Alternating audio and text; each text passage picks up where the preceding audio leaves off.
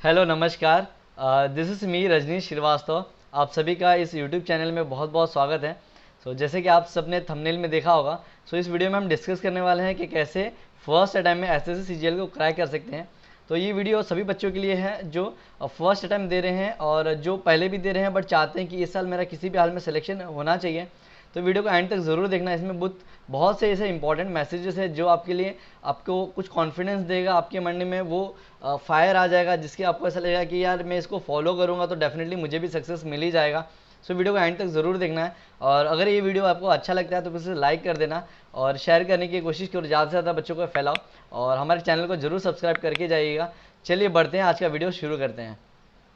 बच्चों, सबसे पहले बात, अगर आपकी जब भी कंपटीशन में अगर आपको फर्स्ट टाइम अटैम्प्ट करना है और पहले बार में ही क्रैक करना है तो मोस्ट इंपॉर्टेंट थिंग है आपके माइंड में जो साइकोलॉजी है उसके दिमाग में ऐसा बिठाना है कि यही मेरा लास्ट अटैम्प्ट है और इसके बाद मेरे पास ना कोई ऑप्शन है और ना ही कोई अटैम्प्ट है बच्चों। तो ये क्या होगा, आपके माइंड में हमेशा आपको बोलते रहेगा कि यार मुझे किसी भी हाल में अपना 100% देना है। अगर आपकी मेंटेलिटी में ऐसा चल रहा है कि यार मेरे पास तो अभी मैं 21 ईयर्स का हूँ, मेरे पास 8 अटैम्प्ट और है, 9 अटैम्प्ट और है, मैं तो इस बार अच्छा नहीं किया उसके बाद अच्छा कर लूँगा। तो अगर आपके दिमाग में ये चीज़ आएगी ना बच्चों तो आप बहुत ही डिले करते जाओगे, उतना आप फोकस नहीं कर पाओगे, उतना मेहनत नहीं कर पाओगे।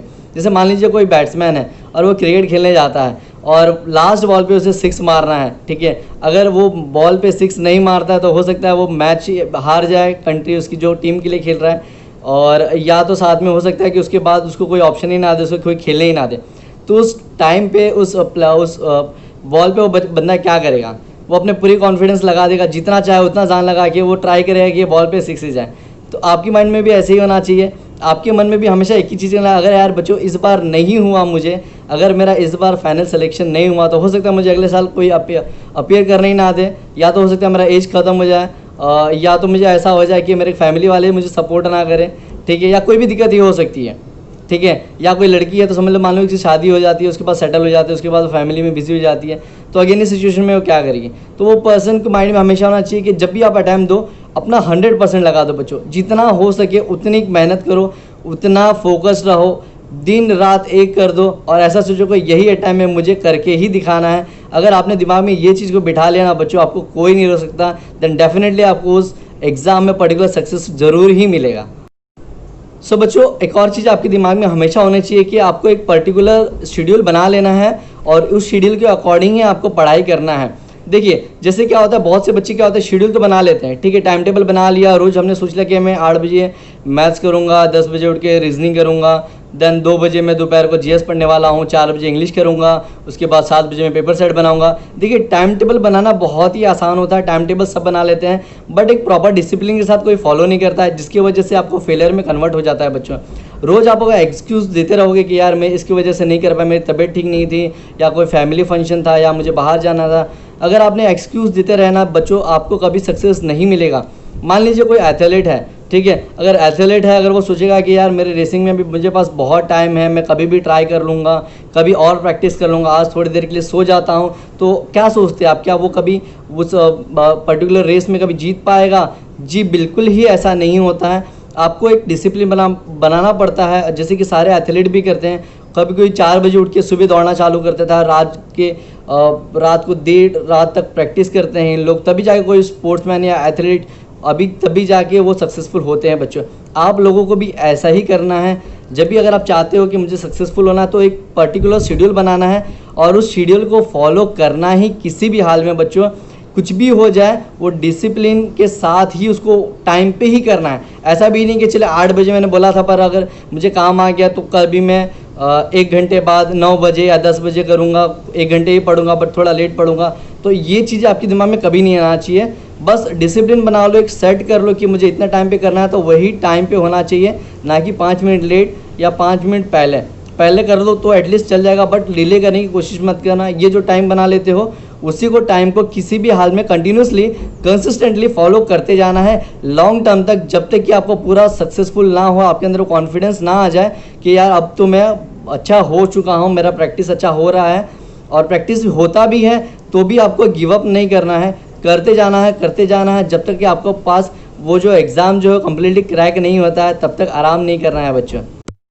The next important thing is you have to keep practicing question papers. जो भी प्रीवियस पेपर है या कोई भी मॉडल पेपर है तो आप ट्राई करो कि जितना ज़्यादा पेपर सेट बना सके उतना ज़्यादा पेपर सेट बनाओगे उतना अच्छा होता है बच्चों आपके लिए। जैसे कि मान लीजिए आप जो भी आपका स्ट्रेंथ है या वीकनेस है तो आपको एनालिसिस करना बहुत ज़रूरी होता है। तो ये चीज़ें आपको कौन बताएगा, कैसे पता चलेगा, ठीक है।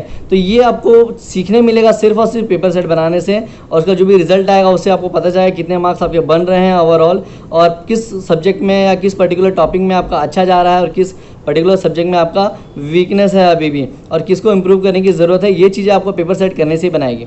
जैसे कि आप मान लीजिए कोई न्यूज़पेपर पढ़ते तो आपको अपडेट मिलता है कि आसपास वर्ल्ड में क्या चल रहा है, बट आपके अंदर क्या चल रहा है, आप कितना नॉलेज है आपके पास, कितना इंप्रूवमेंट करने की ज़रूरत है, ये चीज़ें आपको सिर्फ पेपर सेट करने से ही आएगा बच्चों।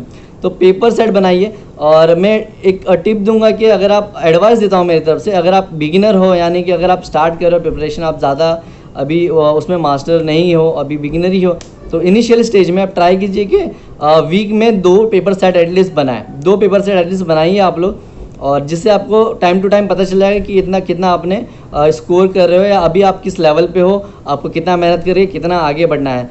देन जैसे जैसे आप थोड़ा एक्सपर्ट होते जाओगे, थोड़ा एक्सपीरियंस होते जाएगा, सारी चीज़ों को समझते रहोगे, और तो धीरे धीरे आपको जब मार्क्स बढ़ने लगे तो 3, 4, 5 जितना हो सके उतना पेपर सेट करने की कोशिश करना बच्चों। पेपर सेट बनाओगे उतना ही ज़्यादा आपको सीखने मिलेगा अपने बारे में, आपके जो भी नॉलेज है या आप कितने कॉन्फिडेंस जो है आपका एक्चुअली बढ़ता है पेपर सेट बनाने से। अगर आप बहुत अच्छा पेपर सेट कर रहे हो तो वहाँ पे जाने के बाद आपको पता चल जाएगा कि हाँ चलो अब मैं इस लेवल का हूँ कि एटलीस्ट मैं इतना स्कोर तो कर ही सकता हूँ। तो बच्चों पेपर सेट बनाते रहना है सभी को, कुछ भी गैप नहीं लेना है। उसके लिए भी एक फ़िक्स टाइम बना लो कि मैं संडे को और वेडनेसडे या 2 दिन वीक में शाम के टाइम पे पेपर सेट बनाऊंगा रोज़, वो पेपर सेट करना है। पेपर सेट करने के बाद उसको सॉल्व करो, उसमें क्या मिस्टेक है उसको इम्प्रूव करने की कोशिश ज़रूर करना बच्चों।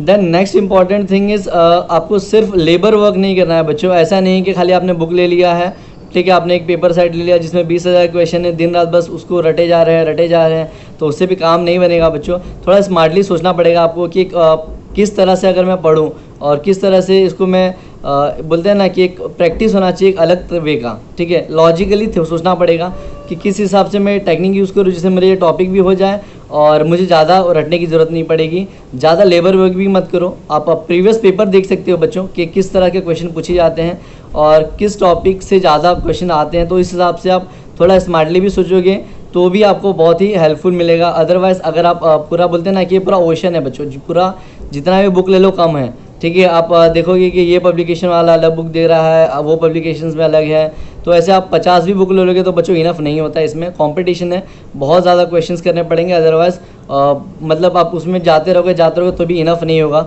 तो आप पहले एनालिसिस करो क्वेश्चन पेपर को कि जो बोर्ड जो पेपर बनाता है, जो एसएससी बोर्ड की मैं बात कर रहा हूँ, तो वो जो एग्ज़ाम पेपर बनाते हैं तो वो किस हिसाब से बनाते हैं, या सीजीएल का पेपर है तो उसमें किस टाइप के क्वेश्चंस आ रहे हैं, सीएचएसएल का पेपर है तो उसमें किस टाइप के क्वेश्चंस आ रहे हैं, और ये जो एमटीएस का जो पेपर दोगे तो उसमें किस टाइप के क्वेश्चंस आते हैं, किस लेवल का आता है।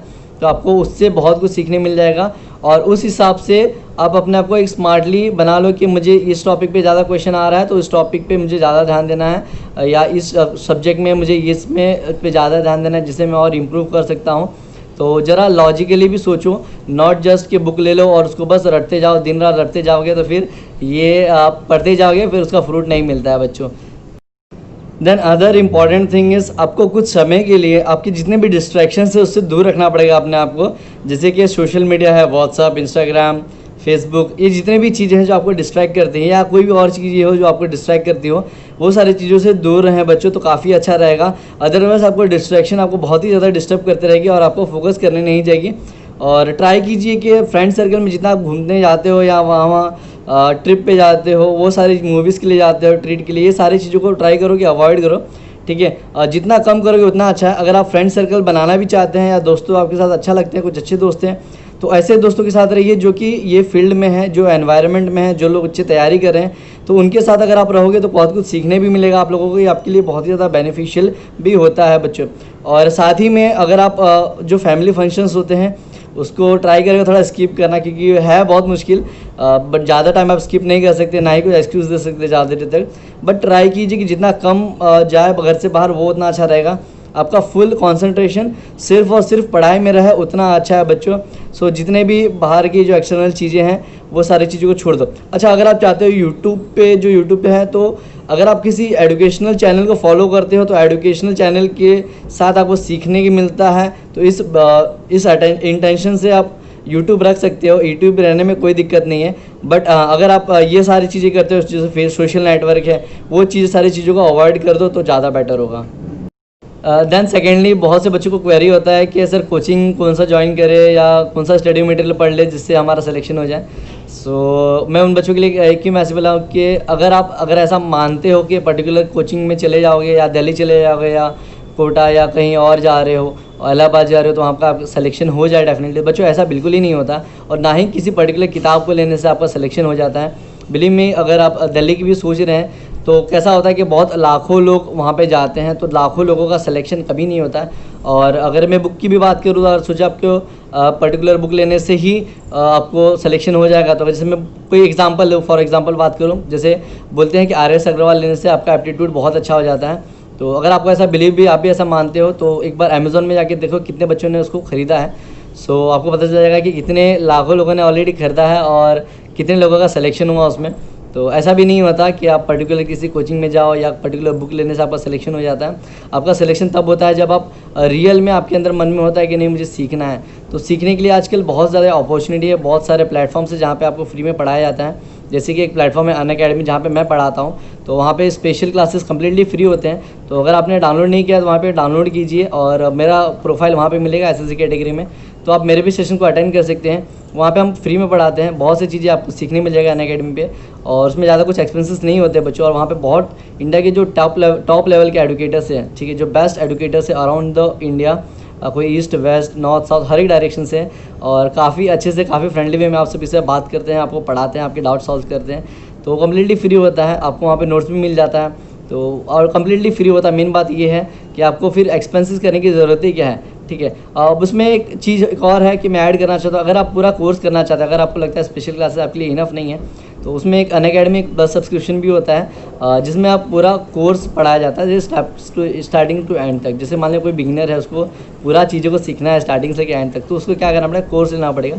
तो अनअकैडमी एक कोर्स भी देता है, तो उसका जो चार्जेस होता है उनका बहुत ही कम होता है, बहुत ही मिनिमम प्राइस होता है। जाके वहाँ पर आप देख सकते हो, काफ़ी अफोर्डेबल प्राइस होता है, कुछ ज़्यादा नहीं लेते हैं। जैसे एज़ कम्पेरेटिव, जैसे मान लीजिए कि वहाँ पे कोई मान लो SSC आपको क्रैक करना है, तो SSC जी ऑलरेडी क्रैक कर चुके हैं जो लोग, ऐसे एडुकेटर्स आपको गाइडेंस देते हैं। तो मान लीजिए कि अगर आपको ऐसे बेस्ट टीचर्स अगर आपको गाइड करें तो थोड़ा तो आपको चार्ज भरना पड़ेगा, अदरवाइज़ ऐसा नहीं होता, कुछ ज़्यादा नहीं होता, बहुत ज़्यादा नहीं लेता है अनअकैडमी आपसे। तो साथ ही में अगर आप चाहते हो कि वो प्लस लेना है आपको, तो अगर उसमें और डिस्काउंट चाहिए तो मेरा कोड है यहाँ पे लिखा हुआ है, वो कोड आप लगा देना, तो उसको मेरी तरफ से आपको और 10% डिस्काउंट मिल जाएगा, ठीक है। और इससे आपका क्या है, तैयारी बहुत अच्छी हो जाती है। वहाँ पे आपको टॉप एडुकेटर्स पढ़ाते तो हैं, साथ में प्रीवियस ईयर क्वेश्चन पेपर देते हैं, आपके डाउट सॉल्व कर देते हैं, और साथ ही में आपके लिए वहाँ पे जो टेस्ट सीरीज जो होता है वो भी मिल जाता है आपको, तो आपको वहाँ से प्रैक्टिस भी हो जाता है बच्चों।